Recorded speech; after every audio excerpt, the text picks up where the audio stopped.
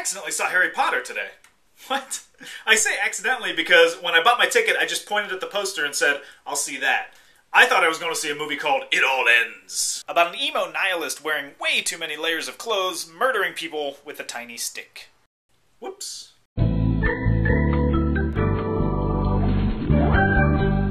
everybody, welcome back to Sticky Floor Friday, the internet movie show that had this reaction to The Dark Knight Rises teaser trailer.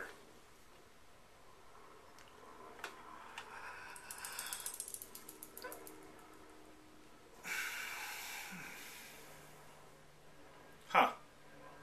I mean, I know it's a teaser and all, but can you give us more than like 4 new shots? Ah, such a tease. Alright, well the summer of reviews continues this week, even if it means seeing a movie I have no investment in. Yes, that's right. I saw Harry Potter 8, or 7 part 2, I guess? And a little history with Harry Potter. I read the first book, saw the first movie, and I guess at some point saw, I don't know, number 4 or 14 in the middle. I don't really remember. Regardless, I'm coming in relatively clean here. I know the main players, but I have no idea what the score is. And I didn't look up any plot points beforehand, so I don't know who's dead, who's dying, or who has the sniffles. I'm pretty much starting at ground muggle. So what's it like coming into a film series at the denouement? Well, it's kind of like going to a cake party really late, where there have already been a ton of fights and everybody has inside jokes and they're talking about the epic beer pong game that happened earlier, but now the cake's tapped and there's some weird girls crying in the corner and everybody else is just sad that the party's over.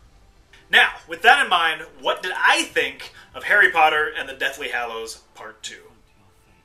I don't know. I have no idea. How can I possibly review this without having seen the prior 6 films? I have no idea. Why? Why would anyone do this? What am I doing? It's so stupid. But I will say, it definitely felt like the second half of a story. There's a lot of loose ends that are tied up, loose ends that I had no idea existed. There's a lot of characters that just float in and out of the story, and they provide a little bit of information and then they disappear. There is a ton of heavy action, and the action is very Lord of the Rings, lots of trolls and spiders and dragons. And story-wise, there's a lot of time spent finding the Horcruxes, which are basically items that, once destroyed, can help weaken Voldemort and eventually kill him. But, I mean, just to me, I felt like they spent way too much time talking about these Horcruxes and trying to find them. There's a whole sequence in the beginning that seems a little meandering and really doesn't step things up and make you feel like this is the last chapter, pay attention. But once they reveal a fascinating subplot involving Harry, Snape, and Voldemort, that's when I became fully invested.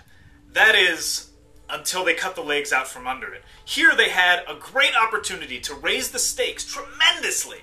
And, spoiler alert, basically the idea is Harry Potter has to die in order for Voldemort to die. And at that point you're just like, well, there's no other way out. Harry Potter has to die. And what a great hook that is. Let's finish this the way we started. Together! At least to me, it felt like it ended with a limp. And that's just someone who's seen 2 or 3/8 of an entire story. I was thinking, after so many countless hours, there would be a much bigger, much more dramatic finale. That said, there's a button at the end that provides the perfect ending to this series, and also gives people who like to write fan fiction a billion other stories that they can tell. I do have a quibble though. What is Ron Weasley doing in this movie? The man does nothing. Has he always been this useless? Can somebody help me out? He just stands around and then he gets rewarded for it. He gets kisses from Hermione. All said, I know this is kind of a jokey review, but I do think it's really cool that a whole generation of kids have grown up with Harry Potter. And when you see this last movie, it deals with themes like death and sacrifice and the afterlife and knowing one's place in the universe. And these are really heavy themes. It's nice to know that the audience has matured along with the films and they're being challenged with ideas bigger than something just like the rules of Quidditch. Alright, time for 3 questions. Number 1, were you satisfied with the ending of Harry Potter? Would you have ever been satisfied after so many movies? Number 2, have you ever jumped into a franchise super late like I just did? Why would you? It's the stupidest thing I've ever seen. And number 3, is the point of Ron Weasley's story that if you are useless and you can do nothing, you still get the girl?